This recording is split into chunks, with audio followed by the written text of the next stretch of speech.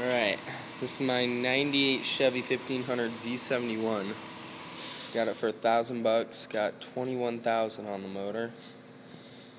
Has a lot of miles on it.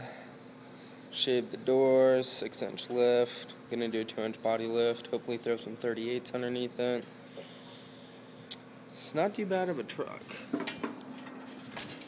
Get down off of here. Got all this side in primer already. Gonna be painting it Synergy green. Got all the links already in Synergy green. Gonna do the whole truck. Doing the bed right now as we speak. Just laid some dolphin glaze. Getting it all pretty.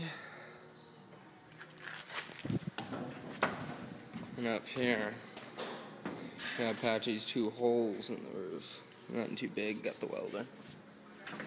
Got one right there, one right there. Nothing too bad.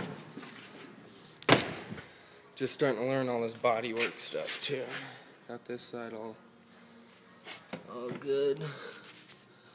Got a pretty good dent right there. One of those gay ones.